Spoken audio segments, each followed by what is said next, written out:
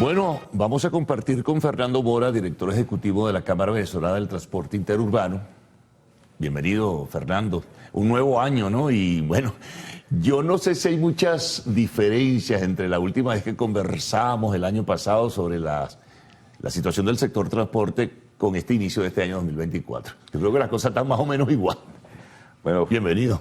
Muchísimas gracias, Carlos. Feliz año para ti y a todo el pueblo de Venezuela. Pues nosotros los transportistas le deseamos al pueblo de Venezuela que este año sea mejor y que podamos juntos lograr muchos de los objetivos que tenemos planteados los venezolanos. En el caso de los transportistas, no, la situación no ha variado prácticamente nada entre la última vez que tuvimos la oportunidad de conversar con el pueblo de Venezuela, que sabe las vicisitudes que estamos viviendo.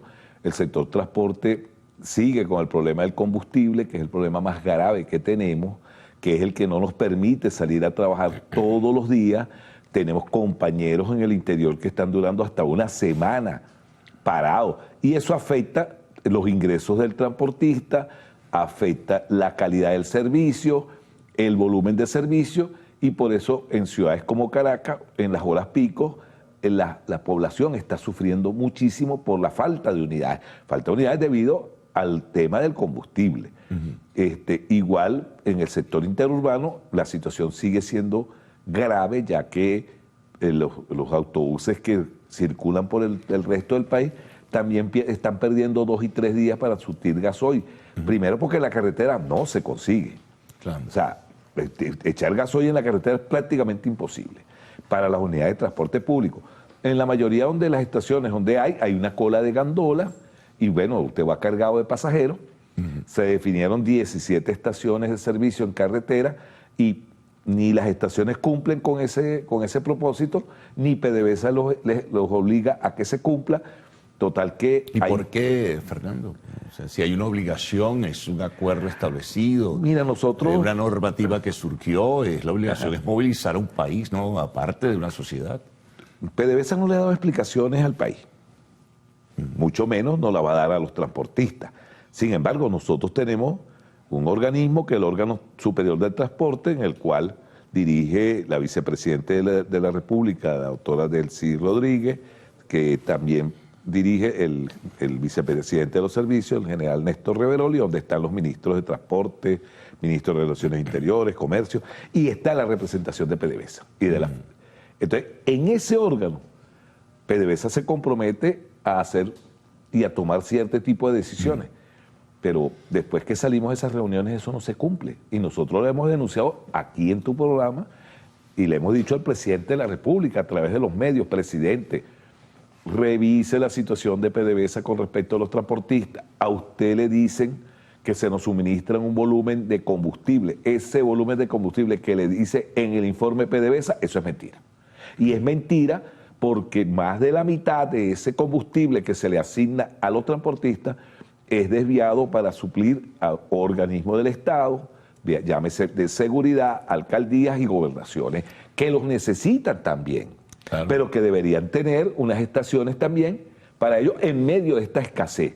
Nosotros los transportistas y los venezolanos lo que aspiramos es que no haya escasez de combustible, que PDVSA nos diga hasta cuándo va a durar esta crisis de combustible, cuánto tiempo los venezolanos tenemos que hacer cola, no solamente para echar combustible subsidiado, es que usted ve ahorita en el resto del país muy poco, en Caracas se ve muy poco, pero salga fuera del área metropolitana para que usted se encuentre colas en las grandes ciudades y en los pueblos de Venezuela, colas inmensas, hasta 150 y 230 carros para surtir combustible no subsidiado, a precio dolarizado. Ahora, ¿cómo resiste el sector frente a esa realidad? ¿Qué hace el sector? Estamos en una crisis porque la tarifa que tenemos es una tarifa que es totalmente insuficiente. En las últimas semanas de diciembre, el Ejecutivo Nacional tuvimos una reunión en el despacho del ministro, en el cual pues se hizo una propuesta, el sector transporte hizo una propuesta entre 15 y 20 bolívares la tarifa mínima urbana. Nos quedaron de darnos respuesta 8 días después. Ya vamos, hoy sería la segunda semana de enero. Siguen 10. Siguen 10, aunque hay algunas alcaldías que ya han permitido el cobro de 15 bolívares. Ya. Por ejemplo, en San Francisco, El Zulia. el de Zulia, en algunas del estado Lara, en Barinas, pero que es lo correcto, como yo te lo decía la otra vez, los alcaldes deberían asumir algo que es competencia de ellos estrictamente, porque el transporte urbano, de acuerdo a la ley de régimen municipal, la facultad la tiene es el alcalde, pero los alcaldes, primero, de manera irresponsable, no asumen esta tarea porque eso tiene un costo político para ellos y lo ven de esa manera. Entonces, no lo asumen, pero tampoco asumen el rol del mejoramiento del transporte urbano. Y eso es grave. En Venezuela el transporte urbano tiene un déficit de más de 15 años con respecto a las ciudades de los países vecinos. No estamos hablando de Europa, ni estamos hablando... En cuanto a tarifas, dices... En cuanto a la calidad del servicio. Calidad del servicio. Y la tarifa. Porque Bueno, y no hablemos de la obsolescencia de las unidades. Bueno, que eso va dentro de la calidad del servicio. Claro. O sea, cuando tú tienes un país donde la unidad más joven tiene 7 años, 5 años, bueno, el resto del parque automotor estamos hablando de 20, 25 y hasta 30 años de servicio. Sí, hay unas unidades que de verdad yo no sé cómo funcionan. Eso no se ve en los países vecinos. Cuando poner ejemplos de que no, que estás poniendo ejemplo el primer mundo, no, estamos poniendo ejemplo América del Sur. Colombia, por ejemplo. Colombia, por ejemplo.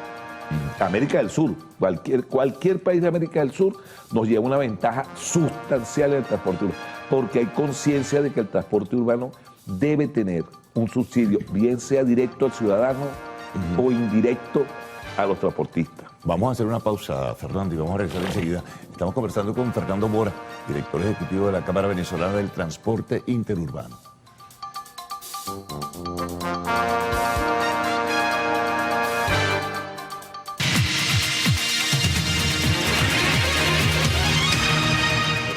Bien, continuamos con Fernando Mora, director ejecutivo de la Cámara Venezolana del Transporte Urbano. Bueno, frente a esta realidad, bueno, vamos a seguir con dificultades. Hay un problema adicional, ya que mencionamos el problema el tema de la obsolescencia. No hay crédito bancario. Entonces, ¿cómo hacer? ¿Cómo sustituir unidades? ¿Cómo trabajar? No sé si ustedes han tomado alguna iniciativa en ese sentido. Nosotros hemos hecho propuestas, Carlos, y propuestas que ya han sido utilizadas en el país.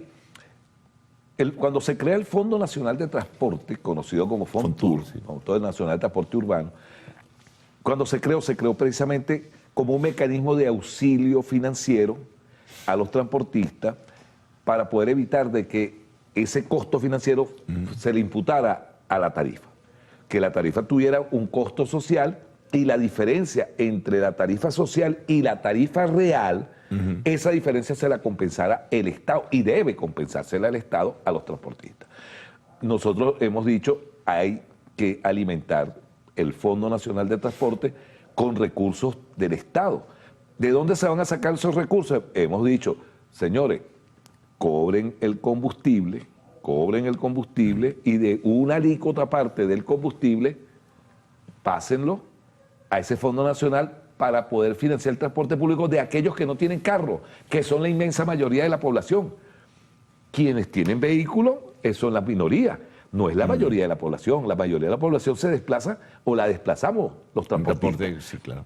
Entonces, esos recursos, FONTUR en el pasado llegó a financiar más de 50.000 unidades en su época. Y las tales unidades chinas que comenzaron a llegar, ¿qué pasó? Que se trajeron al país en aquella época tenían un subsidio del 40 y 50% de fondo perdido. Y estas que llegaron también en los últimos años, ya no hay tantas como antes. Las chinas, Yutong, en fin, eso ya no está llegando, sino solo para líneas del Estado venezolano. No, ahorita no está llegando. Por lo que llegó lo último. El sector transporte en el año 2015, 2016, que fue la importación masiva que hubo de las 6.000, 7.000 unidades que llegaron al país, al sector transporte se le asignaron 1.000 unidades entre interurbano, privado. Sí, para el transporte privado, entre interurbano, suburbano y urbano. De esas 1.000 unidades, bueno, nosotros seguimos teniendo casi el 90% de las unidades operando. ¿Ok? Poco, sin combustible, pero operando.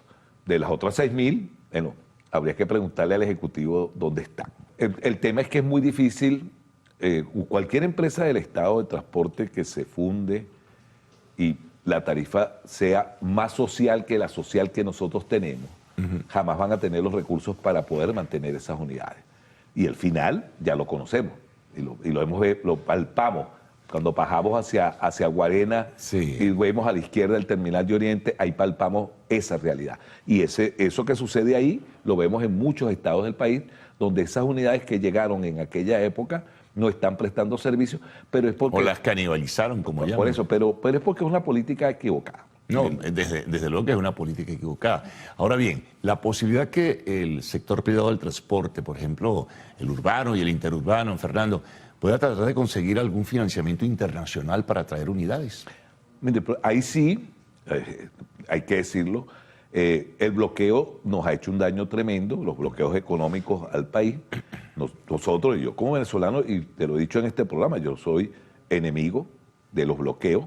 Creo que ese no es el mecanismo para que los venezolanos vayamos a un cambio. O sea, el problema de Venezuela lo resolvemos los venezolanos.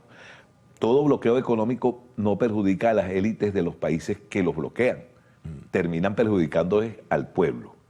En este caso, los transportistas no tenemos acceso a esos créditos, bueno, porque la banca internacional no nos puede prestar porque existe un bloqueo económico contra Venezuela. Entonces, es difícil. Y la banca nacional le es imposible, por el encaje legal que tiene, de darnos crédito.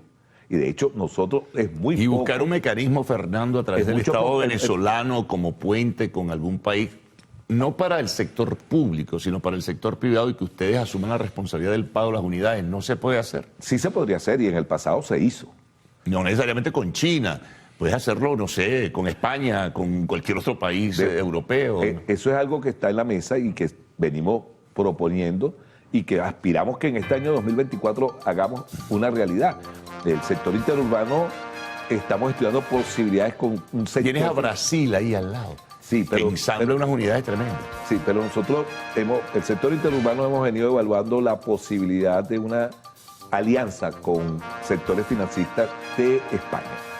Pero estamos esperando, digamos, que avanzar un poco y proponérselo al Ejecutivo, porque al final tiene que ser el gobierno el que nos brinde la fianza frente a esos organismos internacionales. Bueno, muy bien. Gracias por toda esta información, Fernando. Ojalá poco a poco puedan salirse o puedan salir ustedes de toda esa serie de problemas. Bueno, renovada la invitación para una próxima oportunidad. Pausa. Y al regreso siempre tenemos el segmento de arte y espectáculos en lo actual.